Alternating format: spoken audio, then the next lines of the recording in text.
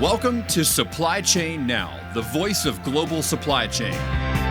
Supply Chain Now focuses on the best in the business for our worldwide audience, the people, the technologies, the best practices, and today's critical issues, the challenges and opportunities. Stay tuned to hear from those making global business happen right here on Supply Chain Now. Hey, good morning, good afternoon, good evening. Scott Luton here with you on Supply Chain Now. Welcome to today's show. Now, today we've got a very special episode. So, when I look back on the almost 1,100 podcasts that we've dropped over the last 3 or 4 years, some of my favorite shows to do are those with old friends and colleagues that I think really highly of. And today, I'm very fortunate to have that opportunity once again. So, our guest today is a global business leader. He's a published author, a continuous improvement guru, a sought-after keynote speaker, a former business partner, and a really good friend. And that's just scratching the tip of the iceberg. So get this, our guest has been really driving positive change in manufacturing and sales environments for over 30 years. We're not supposed to say over 20. I think me and Greg White made that that decision here ages ago, but Mark's been at it for quite some time, driving real change and impact, right? Impacting organizations and people. So he started with TDK Electronics. Do you remember all those cassette tapes we all had back in the 80s and 90s? It was in this critical early role that our guest was able to study Kaizen manufacturing techniques in Japan, right? He'd go on to work at organizations such as Respironics and Acuity Brands Lighting. Now at Acuity, our guest led the lean deployment really across the company's supply chain. We're talking 16 plants, 5 distribution centers, and 14 supplier development programs. Lots of rattlesnakes killed, which we'll reference a little later on in the conversation, so that makes sense. Currently, our guest is a lean champion for the Association for Manufacturing Excellence and also serves on the national board for AME as well. So, hey, folks, you're in for a treat today. With all that said, I want to welcome in my dear friend, Mr. Mark Preston. Mark, how you doing? Good, Scott. Thank you very much. Looking forward to it. You bet. You bet. Well, a ton of experience, a ton of impact, a ton of outcomes and bottom line results. And of course, you've got a big love for working with people, right? To not only make the processes and organizations better, but to develop the people too, right? It's about the people. You know, I remember starting my thinking towards, even in high school, I had a job on the night shift at Bandag Tire Retreads in Griffin, Georgia. Okay. And I remember being on the floor with cramps in both legs, thinking to myself, man, I got to do something about this. I got to go to college. I got to do something. And so here I am many, many years later, and still love working with people and making their jobs better and making companies better. Well, I'm so glad you started there, because that's one of the most important things we can share via this episode, right? It is all about the people. Even in this technology-driven world we live in, it's about the people. And you also beat me to the punch. So I know you really well. I've had a chance to, watch you in action, do some of it with you, break bread and hear a lot of your stories. So I'm delighted to be able to share a lot of that with our audience. So let's start with, you just referenced Griffin, Georgia. Is that where you grew up, Mark? Grew up in Griffin.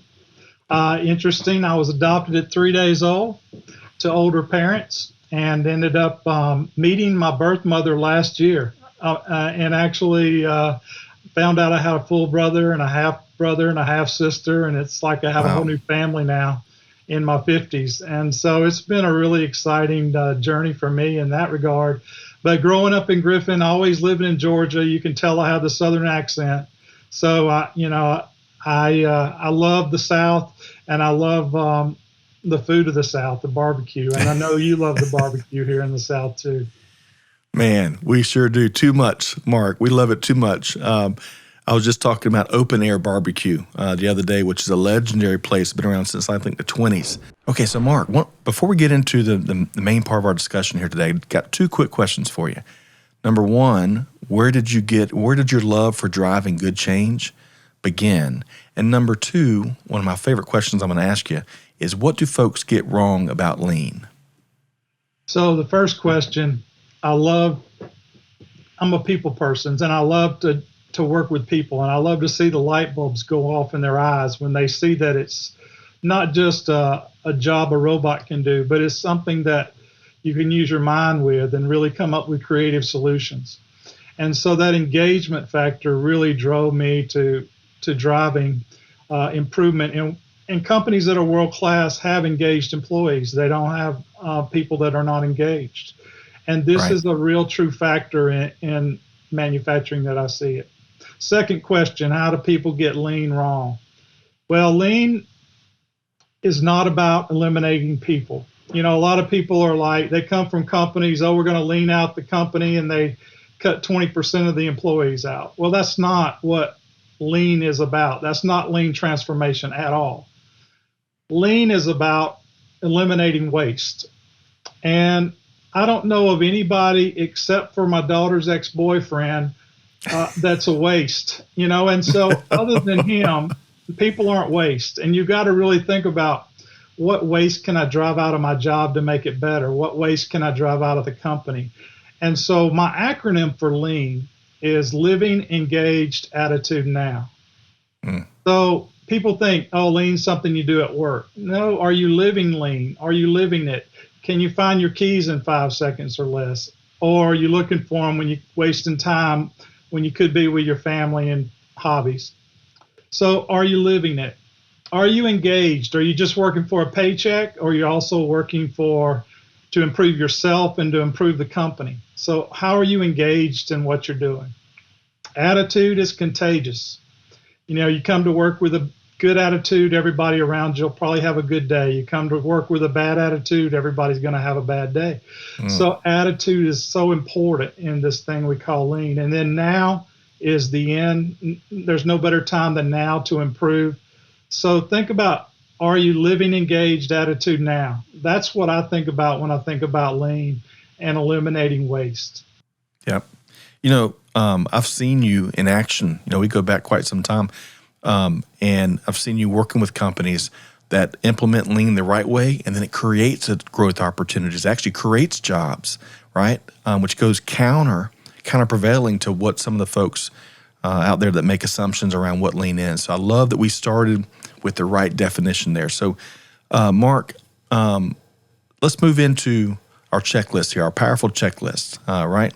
5 ways that organizations can reinvigorate their continuous improvement programs in 2023. So what's the first one on your checklist? I'm going to start with the first 3 all involve learning to see. How can people see waste better? How can people see how to be more efficient, how to be better quality, how to have better safety?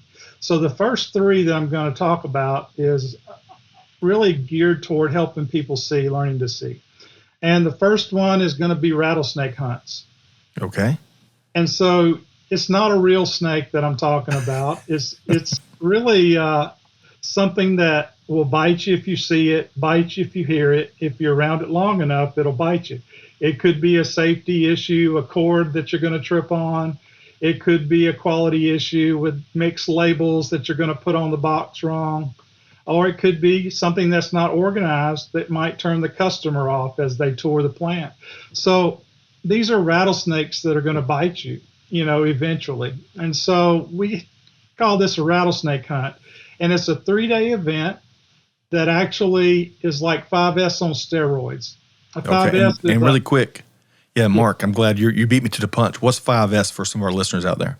5S is a tool for organization. It involves sort, set in order, shine, standardize, and sustain.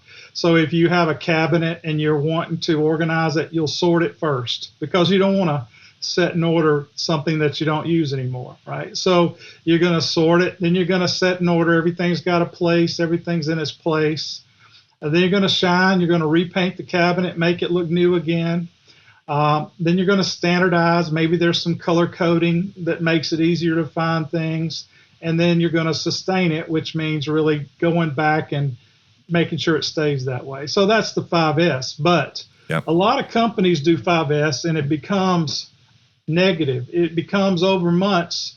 Here comes the police. We better hide everything and then we'll get it back out later. There's nothing on the to-do list to improve because it just becomes a check the box activity.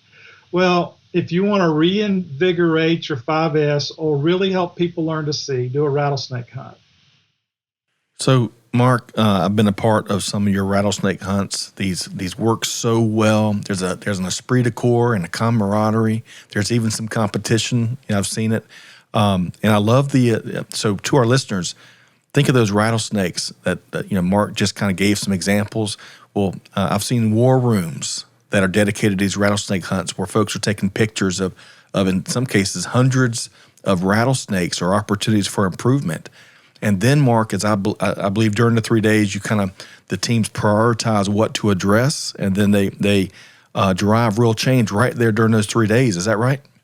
That's correct. First day, you go tag and take pictures of.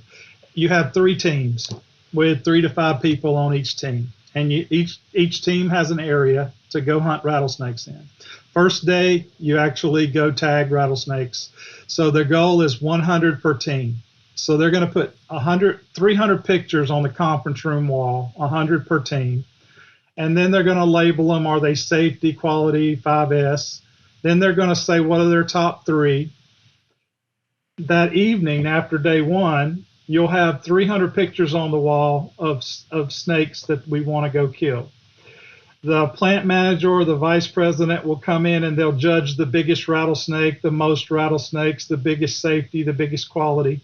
We'll spare no expense, go to dollar store, go get some candy bars and have some prizes the next morning. But it's a little bit of the pride competition, who's got the biggest rattlesnake.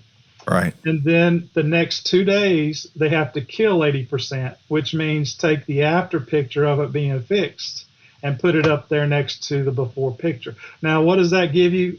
3 days, find 300 problems and fix 250 of them? That's pretty incredible. I don't think you'll get that payback in many other workshops like that. And it's a really great thing for people to get engaged and excited about it.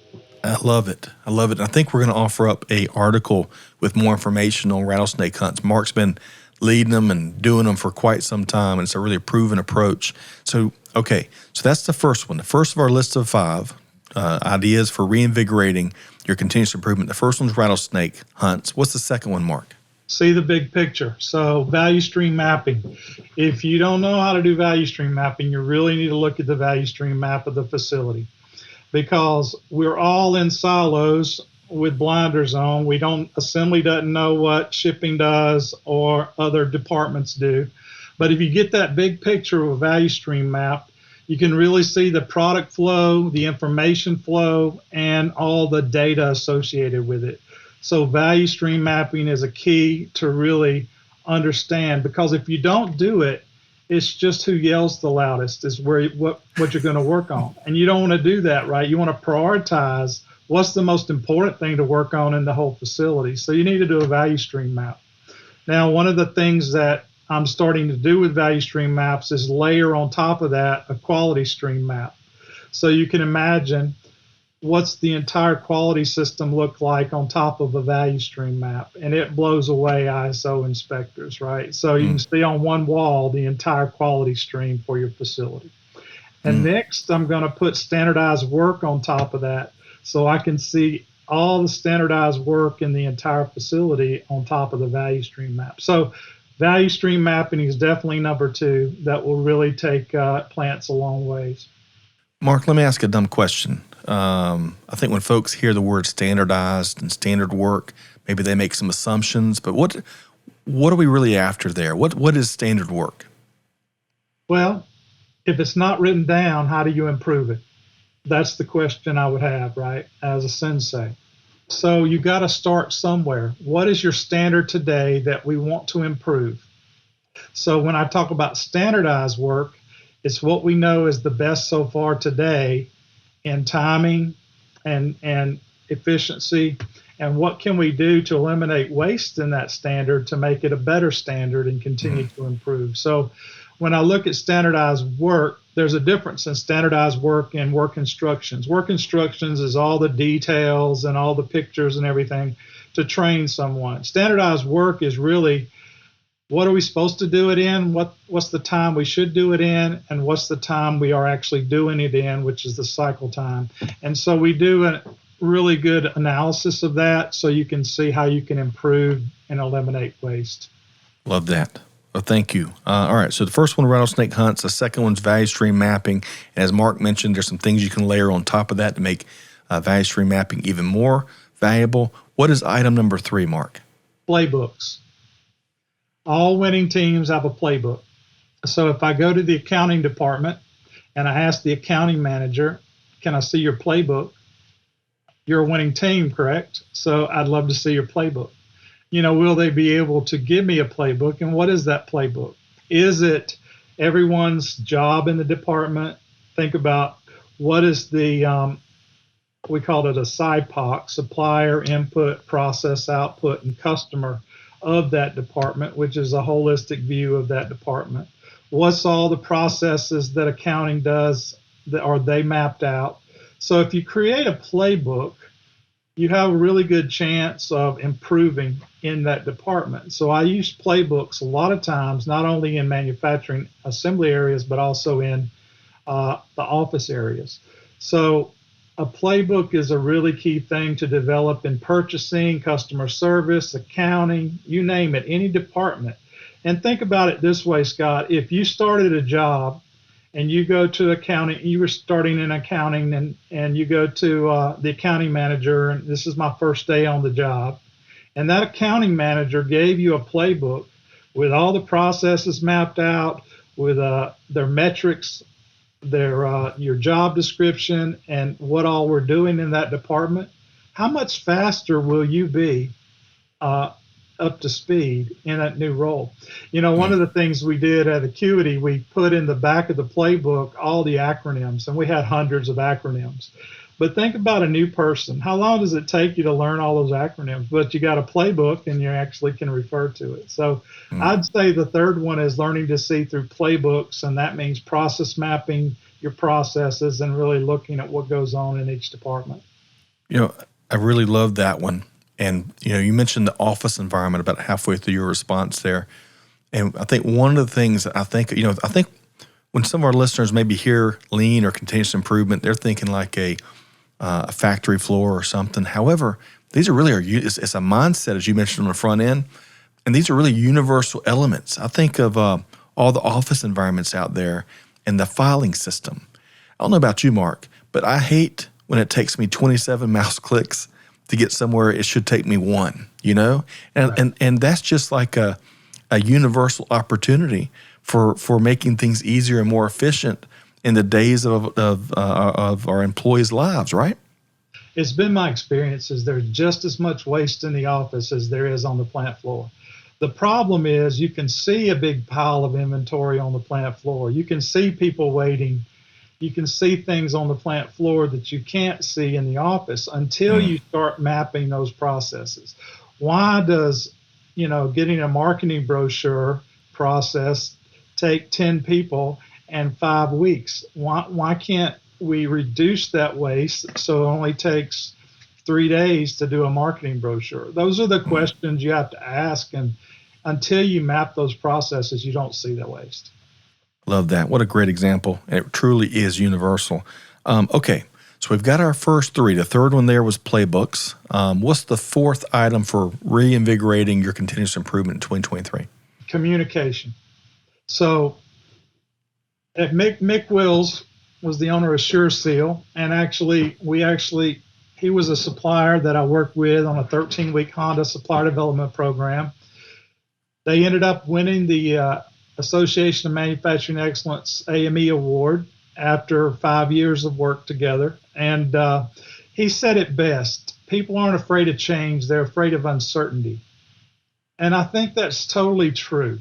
If you knew what you're going to be doing and how it's going to affect your job, you aren't as scared, right? So one of the things we did in communicating to that plant is Mick and myself and some of the team created on a ping pong table an entire Lego layout of the shop floor, down to the people, the trash cans, the machines. The entire thing was in Legos.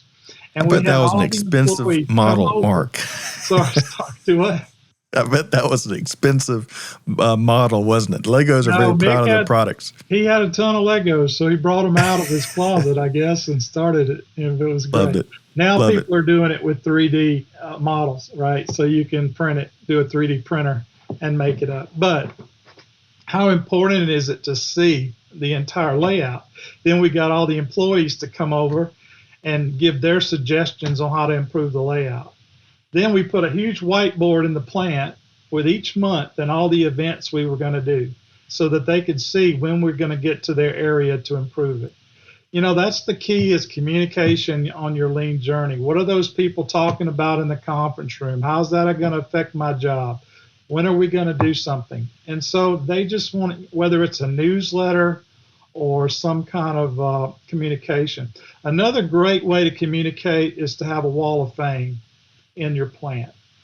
So people really like their picture. I had something to do with the transformation of this plant. So if you were to submit a suggestion and do it, can you give the before picture, the after picture, and your picture, and it goes on the wall of fame in the front of the plant?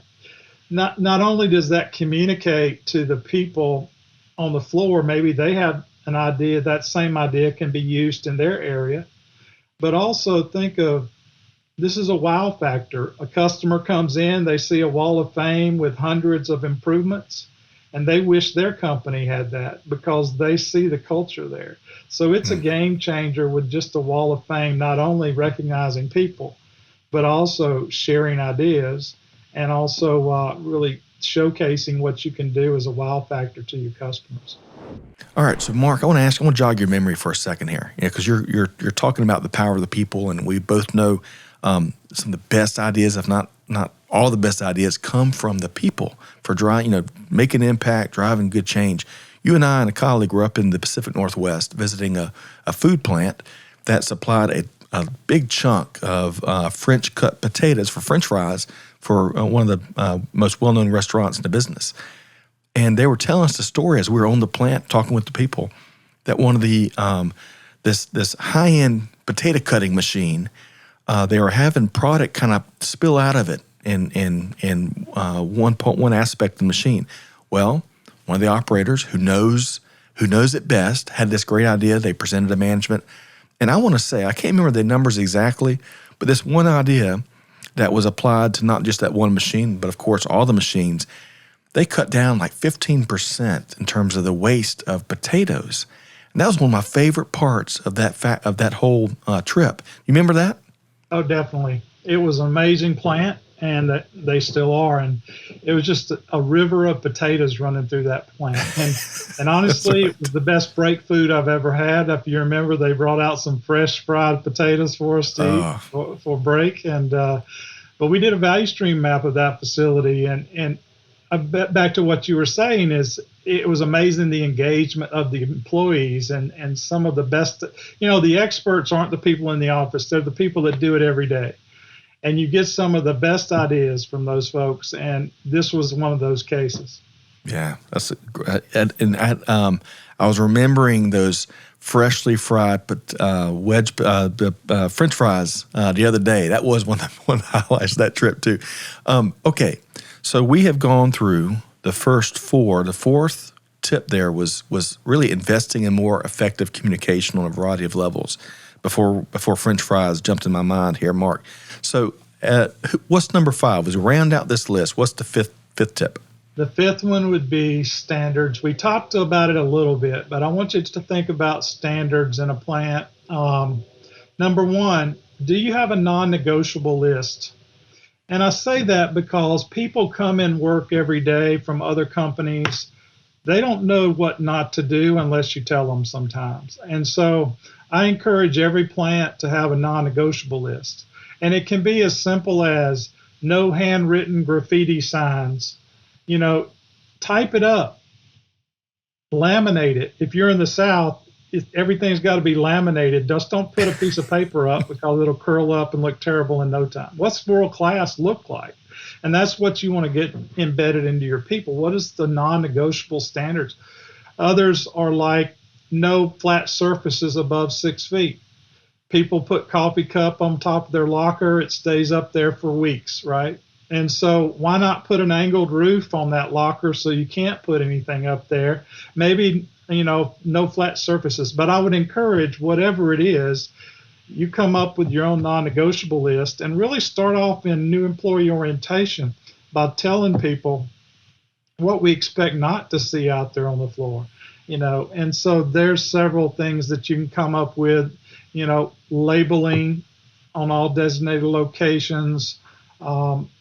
Don't put water or any liquids on top of electrical boxes. I see this almost every plant I go to. And you know as well as I, if I drop one drop of liquid on my computer, it's done. But we have water bottles sitting on top of electrical panels and control panels in the plant, and these are $1 million pieces of equipment. So that might be one. But non-negotiable list is one form of standards. Another form of standards is, what is the factory standards when it comes to color coding? What is the aisleway color? And so I usually go with the OSHA color code standard that you can Google and get. But, it's usually yellow and it's 4 inches wide, and these are the aisleways. So there's standards that you can set in place. The other standards are your metric boards. If you have multiple plants, I always think about, if I'm the owner of multiple plants, I don't want to have to go to a plant and figure out what's going on the board. I want some kind of structure and standard around, are they doing safety, quality, productivity, delivery, and cost, in some form. And so why can't that be the same everywhere you go? So what is that standard? And then we talked about standardized work. What is the best we know so far? And can we copy that across the board if we're doing the same operation in many places? We also do, what is a model cell? Do you have one area that is almost like your testing ground? What is the best we know? This is the best cell or best line that we have in the plant, and we're really trying to make it better. Then we're copying and pasting quickly throughout the rest of the plant. But we have this one experimental line that's going to be best and continues to get better. But that's the standard. That should be our standard. Everything else should be pulled up to that. So I think standards is number 5. Love that.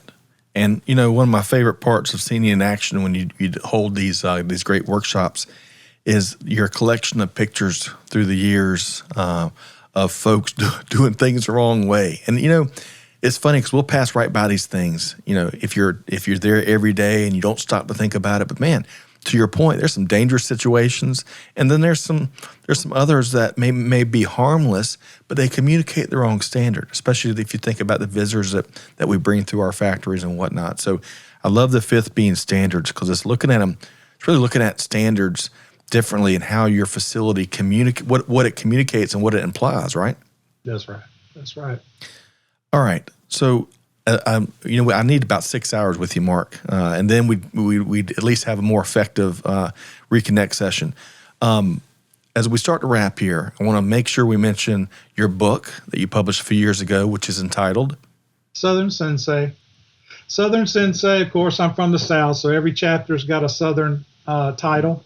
Waste is like kudzu. You can never stop killing it. And talks about the 8 wastes. If the bobber goes under, give it a yank. On visual trigger system, what causes you to reorder the next thing or do the next thing. Going on a rattlesnake hunt is one of the chapters in there as well. But Southern Sensei is on Amazon and Barnes & Noble, and love for you to take a look at that and anything I can do to help. A lot of timeless classics there. And then I don't know if you want to give it up yet in this interview, but I love your title idea for your sequel, your next book. You want to share that? No, not right now. I think, I will. I think it's going to be a bestseller, and the title's going to be Drama is the 9th Waste. Because I think, you have these 8 wastes, but there's so much drama. It doesn't matter what company or store you're in or wherever you are, there's drama. And how can you be more professional? How can you have a better vision as a leader? How can you focus better without negative pressures pulling you down? And and being proactive. You know, one of the things about a rattlesnake hunt that we did mention is that it's about being proactive than reactive. Some of the best companies in the world are more proactive than they are reactive. They're not always fighting fires. They're actually killing snakes before they get bitten, right? And so that is a key thing that really distracts us and distracts our focus and causes a lot of drama in plants. Agreed. And I love that because with that drama, you're creating friction. You know, we hear that friction and frictionless has become almost cliches these days. But it really is, it's a real concept, and we feel it, right? So I love the title of that book. I can't wait for that bestseller, and it's a pleasure to reconnect with you here, Mark. How can folks? So we're going to put some your bio information on the episode notes page, but how can folks connect with you, Mark? Love to work with you. I'm actually southernsensei@gmail.com. You spell sensei, S-E-N-S-E-I. My phone is 404-308-2898. And I have a website. It's www.leanappl.com. My company's Lean Applications, so it's short for Lean Applications. So www.leanappl.com. Love it. Folks, connect with Mark Preston via those ways. You can probably find him on LinkedIn. Check out his book. You'll leave any conversation with Mark much better off, much more informed, and probably chuckling a little bit at some of his stories. So, Mark Preston, a pleasure to reconnect with you, and really have enjoyed your perspective here. Thank you, Scott. Thank you very much. You bet. Okay, folks, hopefully you've enjoyed this, what I think is a very practical episode here with these 5 very practical tips from someone that's been there and done that. And Mark Preston. So, hey, be sure to find Supply Chain Now wherever you get your podcasts from. Subscribe so you don't miss any episodes like this one. You can find us on YouTube. That's an easy way of connecting and engaging in our episodes. But whatever you do, as I bet Mark can agree, it's all about deeds, not words, right? Enough of that lip service leadership. Go out and do something about it. So with that said, Scott Luton challenging you to do good, to give forward, and to be the change. And we'll see you next time right back here at Supply Chain Now. Thanks, everybody. Thanks for being a part of our Supply Chain Now community. Check out all of our programming at supplychainnow.com and make sure you subscribe to Supply Chain Now anywhere you listen to podcasts. And follow us on Facebook, LinkedIn, Twitter, and Instagram. See you next time on Supply Chain Now.